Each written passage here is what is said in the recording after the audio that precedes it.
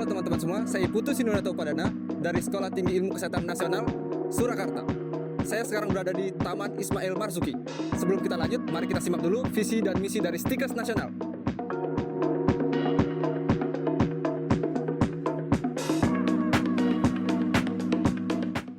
Taman Ismail Marzuki merupakan pusat kesenian dan kebudayaan yang terletak di Jakarta Pusat. Pada kesempatan kali ini, saya akan mewawancarai salah satu seniman yang ada di tim ini. Nah, teman-teman, sekarang kita sudah bersama dengan Pak David. Nah, di sini Pak David sebagai mantan koordinator Forum Seniman Peduli Taman Ismail Marzuki, atau yang disebut dengan SEPTIM. Oke. Nah, bisa nggak sih Pak diceritakan sedikit sejarah singkat dan tujuan awal dari pendirian tim ini apa sih Pak? Tim ini dibangun pertama kali tahun 1968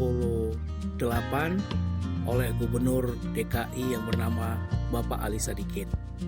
Tujuannya adalah sebagai ruang, sebagai cipta karya, agar seniman punya tempat untuk berkarya, berbuat, untuk memajukan seni dan kebudayaan khususnya yang ada di Indonesia dan umumnya yang ada di Jakarta ini.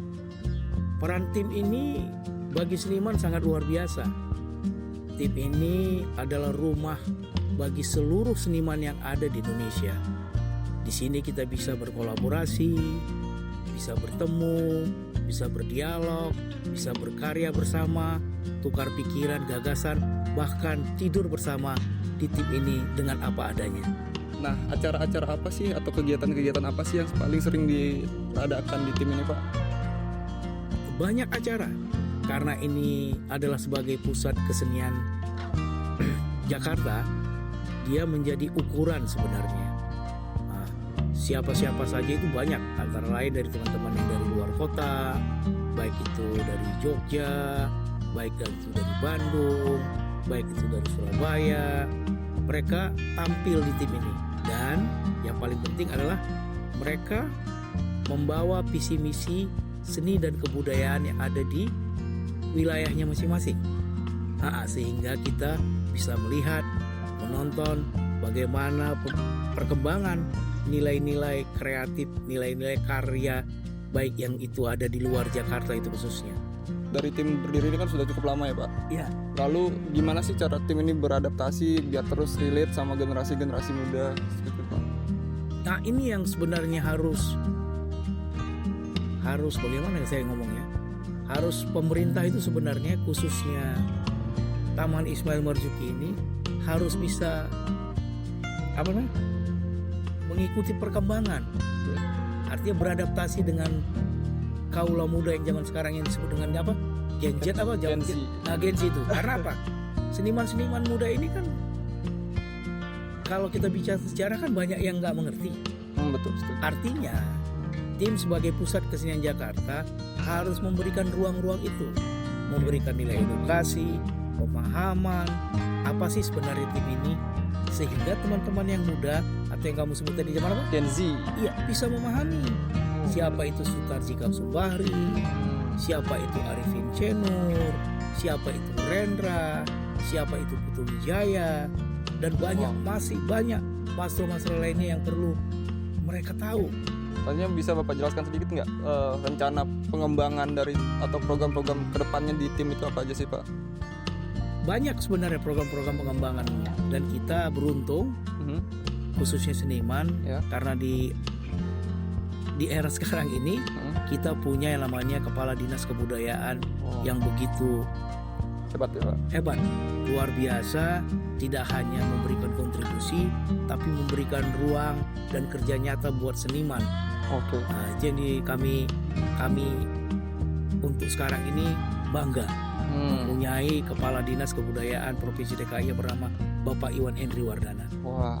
Beliau memberikan spirit yang luar biasa, kontribusi yang luar biasa. Beliau mengajak kita duduk, bicara, apa sih maunya seniman? Mau dibawa kemana sih? Mau dibawa kemana sih? Seperti apa sih ke depannya? Nah, ini yang harusnya lebih banyak lagi.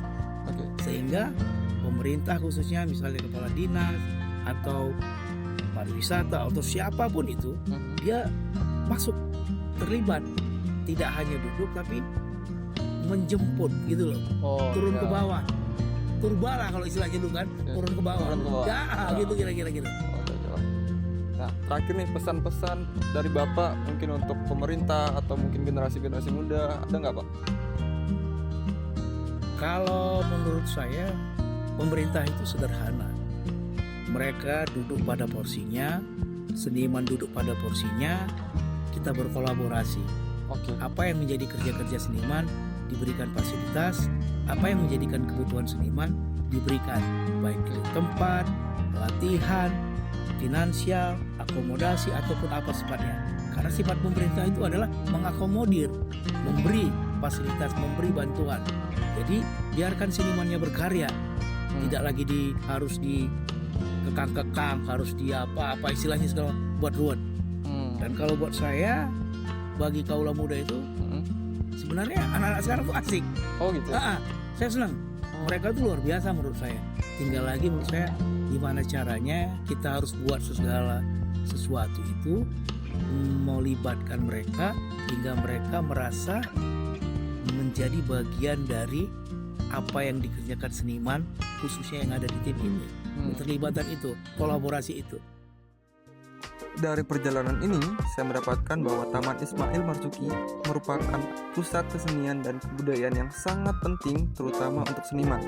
Bukan hanya untuk menampilkan dan memamerkan hasil karya mereka, tapi juga untuk mengembangkan dan berkolaborasi satu sama lain yang menjadi tolak ukur nilai-nilai seni dan kreativitas yang ada di Indonesia. Selain itu juga, Taman Ismail Marzuki terus melakukan program-program pengembangan untuk terus bisa beradaptasi dengan kebutuhan baik dari seniman maupun masyarakat. Terus berusaha menciptakan ruang yang nyaman dan berusaha memfasilitasi kebutuhan masyarakat dalam bentuk seni dan budaya. Salah satu contoh pengembangan yang ada saat ini adalah adanya perpustakaan di tim seperti yang sedang saya kunjungi ini. Pemerintah selaku pengelola dari tim juga terus berusaha untuk berkoordinasi dan berdiskusi dengan seniman yang ada sebagai bentuk tanggung jawab mereka dan integritas untuk memfasilitasi kebutuhan-kebutuhan dari seniman-seniman di Indonesia. Selain itu juga seniman senior selalu berusaha untuk merangkul seniman-seniman yang lebih muda untuk regenerasi yang lebih baik dan terjalinnya rasa kepercayaan. Dengan adanya tim, kita bisa merasakan seberapa indah dan hebatnya keberagaman seni dan budaya Indonesia yang tidak kalah dari negara-negara luar, di mana seni yang ditampilkan memiliki nilai khas dan sentimental yang luar biasa, sehingga kita juga harus bangga dengan seni dan budaya yang ada di Indonesia. Sekian perjalanan kita di Taman Ismail Marzuki, sampai jumpa lagi.